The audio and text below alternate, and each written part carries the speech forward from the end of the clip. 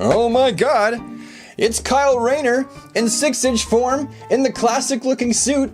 This is one of the greatest days of my action figure collecting life. For those of you who don't know, Kyle Rayner is one of the greatest Green Lanterns ever, and I'm going to be reviewing the DC Multiverse Kyle Rayner action figure. Obviously, you're looking at the package. Why did I even tell you? I'm a dummy. Moving on. Here's the front of the box. You've seen it. Here's the other side of the box there with a smiling Kyle Rayner. You've seen that too because it's on the front. And on the back, we see the other figures that come in the wave. We got Kid Flash, Batman Beyond, Kingdom Come Superman, which I've actually just finished reviewing, and the Kyle Rayner. Each one with the number comes with the corresponding Collect and Connect figure to build Lobo, another figure that people have been asking for a long time. Now, let's open them up. Right, I'm gonna cut this package. Cut it. And here, don't forget to cut it here. Okay, and we're just gonna do that, go like this, over the shoulder, and here's what you get. Oh, it stood up, it didn't fall over. We have the Kyle Rayner action figure itself, the main bit. A green fiery punching construct. Put that there. One newly designed Kyle Rayner, exclusive to him, power battery, and no less than 2 Collect and Connect Lobo figure legs. But you'll see those in the last video in the series, so much like with the Superman video, we're just gonna put these off to the side. Now, as always, we're going to do a quick toe to head shot, having a look at the figure, and you'll see that the colors for this figure, they look really nice. The black and the green are really complementary, and just at first glance, this figure looks fantastic. However, I do want to point out that the paint apps for this figure are leaving me a little bit to be desired. For one, he's got a scuff of flesh tone paint over top of his emblem, and then the black that they've tried to what looks like hand paint in with a Sharpie marker on top also looks quite sloppy. Basically, wherever it gets to the white paint work on the bulk of his suit, it starts to look a little less crisp where the lines are supposed to be. Aside from that though, the figure does look pretty nice. He's got a pretty sweet looking head sculpt for one. I know for me, if I could have made a choice, I probably wouldn't have had him baring his teeth. However, this is not a bad head sculpt. I think this for me would have been a secondary head sculpt, and a straight face would have been the first one. But it looks pretty good. The hair looks about right for Kyle Rayner for the times. There's the blue highlights up in the hair there, and they've used a flesh tone plastic to mold the head out of. So yeah, I think that I do like this head very much.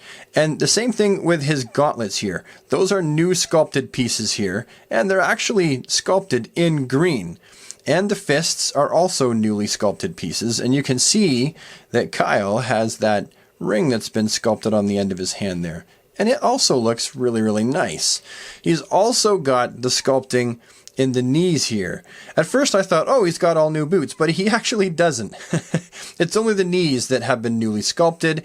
Everything else on this figure, aside from the gauntlets, the hands, the head, and the knee pads, looks to be more of the recycled male body buck, which, for me, I'm okay with because Kyle Rayner is just wearing a skin-tight... He fell over. Because Kyle Rayner is just wearing a skin-tight Green Lantern uniform, so I'm okay with the reusing of the basic parts. You will notice that Kyle Rayner and Superman actually have a different upper torso buck. Superman has the multiverse bulky buck, and Kyle actually has the multiverse, I would assume that's the medium-sized buck. In all likelihood, this is going to be the same kind of buck that Nightwing comes in and Wally West Flash, while you still got that really big, buff, bulky build for the much more muscular characters. And also, let's not forget that the multiverse Batman Beyond and also the Kid Flash both share a different buck compared to these two. So in this wave, we actually get 3 different bucks, not just 2.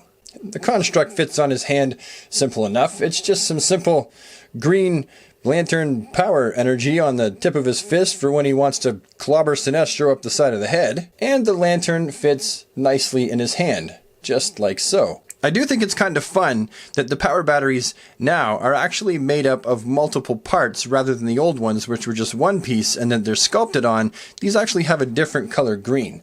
So I think overall, just the basic look of this figure, and for what he comes with, I mean, these are really the accessories. I can't really call the Lobo Collect and Connect body parts accessories. They're just collecting Connect parts. I think that we have something that's reasonable. 2 accessories and the basic figure. Not bad. And he didn't fall over. Yes.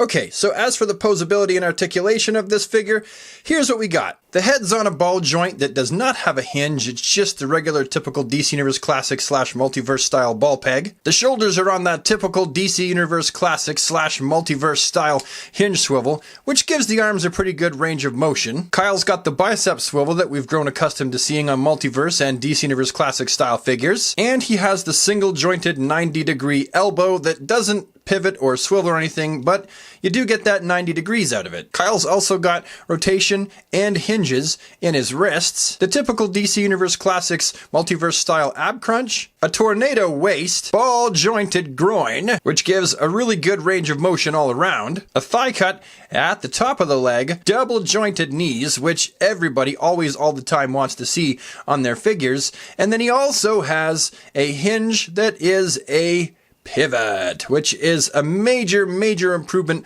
over the DC Universe Classics. That pivot is always super important and well received by fans of the Multiverse action figure line. So, as you can see, the posability factor for this figure is actually really good. You can get him into some pretty interesting looking poses. I really don't know why I have him in some kind of a weird kung fu pose. I've never known Kyle Rayner to do kung fu, but there he is, doing kung fu. If we're going to talk comparisons, the only 2 figures that I'm even interested in comparing him with are the DC Universe Classics Kyle Rayner here from the Green Lantern wave and the Kyle Rayner from DC Direct. For the longest while, this was the Kyle Rayner that I would have had subbed in for my classic Kyle with my DC Universe Classics. And this one here in this suit, I'm not going to lie, he never really did it for me. He was never really a figure I liked that much. So this one for me is a whole lot of happy, what? Okay, one more. I wanted to bring in the rest of my earthly Green Lanterns I have in this scale. You might notice no Simon Baz. That's because he hasn't been released and he may or may not be released in the near or ever future. But currently, we have Guy Gardner, Hal Jordan, John Stewart, and Jessica Cruz Green Lantern, and she's also another Multiverse figure as opposed to DC Universe Classics, and you guessed it, DC Universe Classics. So I suppose now that we're here at the end of the video, if you were to say to me, Brad, do you feel like this is a worthwhile afternoon for me to go out on the hunt at my Target and my Walmart to try and find this guy? I would say yes, especially if you can find him someplace where you can grab him and take a peek through the window box and inspect him in hand. You do run the risk of finding some of the sloppy paint apps when you order him online from, say, Amazon, eBay, or Big Bad Toy Store, because a lot of those people don't notice or even necessarily care what they're putting in the box that they're shipping to you. It just goes in the box and out the door. So if you're a more discriminating collector who wants the box to look nice and crisp and all the paint to look nice and clean, you'll want to make sure that you see Kyle Rayner in hand before you buy him. Otherwise, like me, you're going to end up with some sloppy paint apps. Although I do want to point out that this Kyle Rayner is from the first run of figures, and it is actually really common for a first run to have things like paint apps that need to be tweaked. I think out of a score of 10, I would likely give him an 8.5, docking a mark and a half, just like with the Superman, because of the slightly sloppy paint apps in some places. But other than that, I like him, I think he's fabulous, and he was well worth my money. And with that, I think we're done. I've gone on enough about this figure, so if you found this video to be a reasonable or entertaining waste of time, please take the time to leave a like on the video. Also, if you want to see more of my hands or my face, depending on the type of video I'm doing, show up in your inbox. You know how the subscribe button works. It's big, it's red, you can click it, and then make sure you ding the bell, otherwise you might miss videos, and you would never want to miss one of my videos. And then finally, any comments you have, please leave them down in the comment section below, because we do have an excellent community of people who watch these videos, and there are some people who are definitely not shy. Let's get a conversation going. Thank you so much for watching, everybody, and I will see you in the next one. Have an awesome day, super friends. Take care.